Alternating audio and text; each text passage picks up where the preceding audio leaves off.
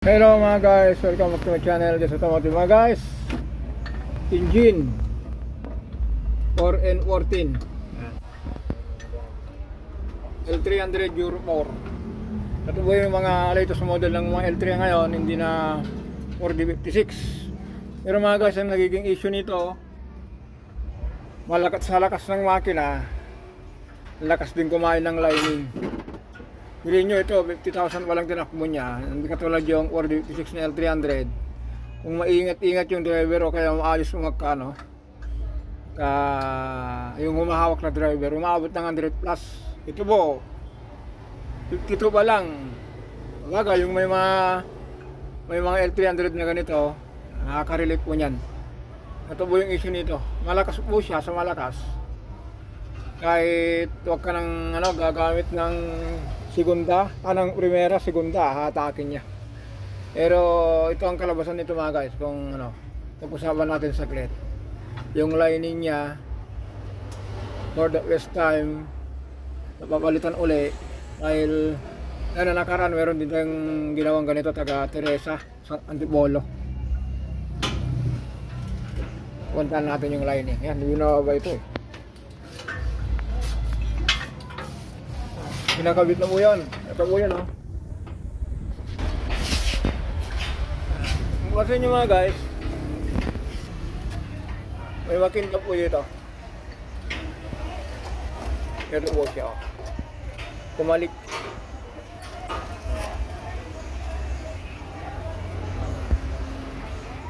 May mga nagtatanong minsan, para maiwasan ano ba dapat gawin. Medyo mahirap sagutin yun mga guys. Kasi yung mga ganitong makina po kasi, parang 2DG, 1DG na Innova o kaya Hilux. Yung mga manual transmission po, ganito ang kalabasan, madaling mapudpud yung lining kahit original. Kasi po ito mga guys, for the first time ngayon walang mapalitan. Dinagyan din natin ng original. Yan.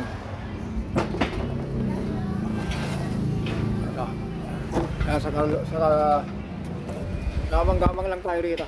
Lang mga guys, ulitin natin Euro 4 L300 4N14 engine issue clutch cover.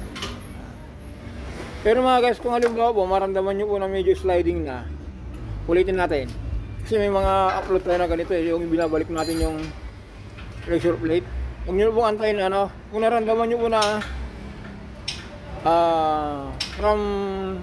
kasi sa primera hindi nyo gaano maramdaman po eh. Pero po kung nasa pinta kayo o kaya kwarta, tapos kontang birit nyo po, nakarangkada na po kayo, medyo nag-valve yung makina, hindi sumama yung ikot po ng clutch disc, palatandaan po mga guys na sliding na. Kasi minsan mga guys, kung mataas pa yung pedal bago umangat, ito po yung isa sa dahilan nito. So kung manipis na po ito, kailangan pong konting awak lang yung clutch pedal, saka mo i-shift, papasok siya. Pero kung bago pa po kasi kailangan po ng halos flooring. Pero kung ito po, habang ninipis po itong itong lining na po ito, itong finger po. So kung bago po niya nakaganyan. Ngayon po kung manipis na po siya, gaganyan na po siya, tatayo na po siya. Kasi ito po, kino-compress po. Halimbawa po ito, yan, andyan po yung lining. Ngayon po mga guys, kung ipitan nyo yung tornilyo rito, dadapa po ito, lalapat dito sa flywheel. Ang mangyayari po nito mga guys, gaganyan po siya. Ngayon po, kung manipis na po, tatayo po siya. Yan, ibig sabihin po yan, manipis na po yung lining. Ganun lang po. Yun lang po, ito lang lang po natin.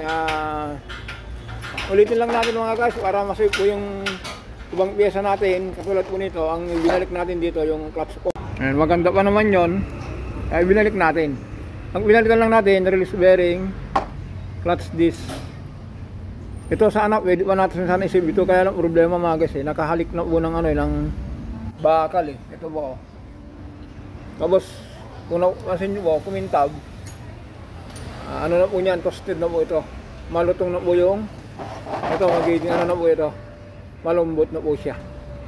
Saka yung mga guys, kung ano, halimbawa po, kung nakabili kayo ng ano, ng hindi magandang klaseng pressure plate, kahit nakasagad na po yung pedal nyo, hindi pumapasok, ito po ang problema. Malambot. Dapat po ito matikas. Para po yung tikas nyo po, kung inapakan po, kasi kung malambot mga guys, kung inapakan nyo po, gaganyan siya. Dapat po kung inapakan nyo, gaganyan. Para bibitawan nyo po ito. Ito. Yan. Ganito po kasi niya. Yan. Ulitin natin mga guys ha. Kung ang ano po, bago yung lining nyo po, bago yung clutch pressure plate, marami po kasi nagtatanong bakit ganun, bago na ngayon nabili ko, matikas pa rin. Ano nangyayari mga guys? Kung inapakan nyo yung ano, kasi ito po yan, yung component na yan, yan. Halimbawa po, ito yung ano, yung release bearing, andito yung clutch fork. Ngayon po, kung inapakan nyo po yung ano, yung pedal, kung naganyan po yan, dapat po, gaganyan siya. Ano nangyayari po, kung malambot po ito, kung inapakan nyo yung clutch, instead na gaganito, nangyayari po, gaganyan po siya, ayaw bibito dito sa ano, dito sa lining, kaya ayaw po pumasok yung shift. Ganun lang po. Okay, sunod na ano, na video natin, hindi ko na po kasi pinakita ito kung paano maktabit, kasi ang dami na natin upload ng ganito, kaya konting maliwanag na lang po sa mga hindi pa nakapanood o kaya yung paulit-ulit na nanonood sa mga video natin. Kung ngayon lang natin nabanggit ulit ito, yun lang po. Yung mga kasi maraming tumatawag minsan, yung oras ng pahinga, tama lang po yun, kasi ando naman tayo na nanonood ng TV, nakahiga. Kaya just bakit ganun, nagpalit na ako ng clutch pressure plate, matigas pa rin. Minsan mga guys, sa pyesa, wala po dun sa gumawa. Kasi minsan po kasi, nakaka-problema tayo minsan sabihin yung gumawa hindi marunong, pero hindi po. Kadalasan po pinanggagalingan po ng pyesa ay ng problema po pyesa, hindi po doon sa gumawa. Kasi alam nyo mga guys, may gumagawa po na ano, kung hindi naman talaga kaya, hindi yata tatanggapin po niyan. Dahil nagkataon lang po yung pyesa problema. Yan, minsan sinisisi yung ano, yung customer yung gumawa, pero hindi po. Yan lang po, hanggang dito na lang po tayo. Yan, kinakabit na po yan.